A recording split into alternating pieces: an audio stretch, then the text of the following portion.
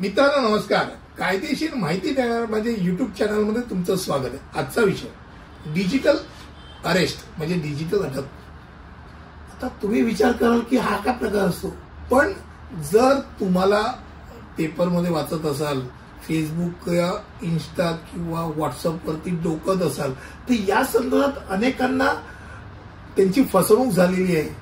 ते काही लाखांना लुटले गेलेले आहेत. या संदर्भातली बातमी ऐकलीच नक्की असेल.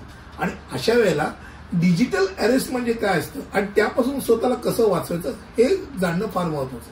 सर्वप्रथम डिजिटल अरेस्ट म्हणजे काय, तर ऑनलाईन फसवणुकीचा एक प्रकार आहे ज्यामध्ये सायबर गुन्हेगार, आपण सायबर गुन्हेगारांमध्ये पण प्रकार असतात. आता जरा हायफाय गुन्हेगार म्हणजे सायबर गुन्हेगार, ते काय करतात, कायद्याची अंमलबजावणी करणाऱ्या किंवा कायदेशीर अधिकाऱ्यांची तोतागिरी करतात, जेणेकरून ते तुम्हाला फोन करणार, मी इन्कम टॅक्सचा अधिकारी आहे, तुमच्याकडे फलाना काळे पैसे आहेत, आम्हाला असं लक्षात आलेलं आहे, आणि तुमच्यावरती किंवा ईडीचा अधिकारी म्हणून सांगणार, किंवा तुमच्या विरुद्ध कुणीतरी तक्रार केलेली आहे विनयभंगाची आणि आम्ही तुमच्या वरती पकड वॉरंट म्हणून आमच्याकडे आलेलं आहे, तर आम्ही तुम्हाला वॉरंट म्हणजे तुम्हाला पकडून नेणार.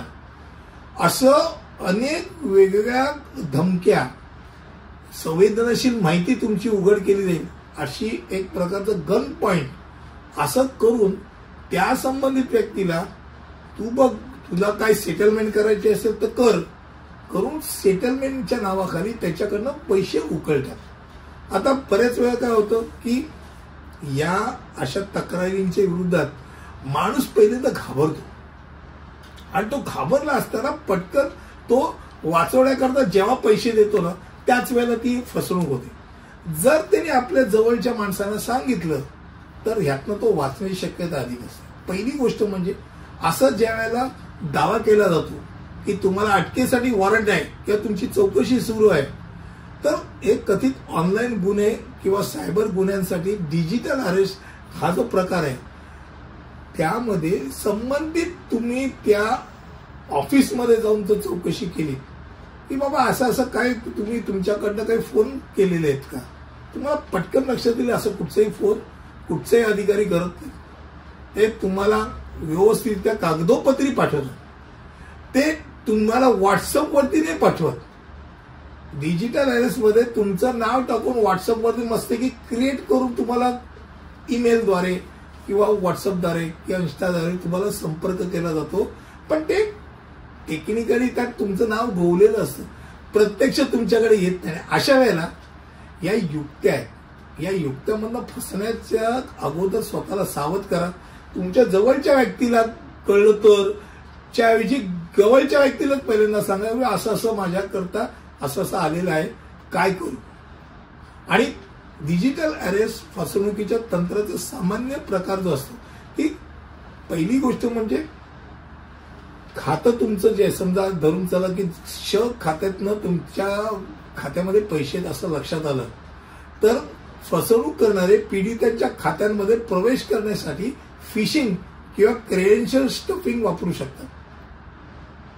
ते तुम्हाला तुमच्या खात्याची माहिती खेचतील आणि नंतर तुमचं खातं कंप्लीट लंपास केलं जाईल.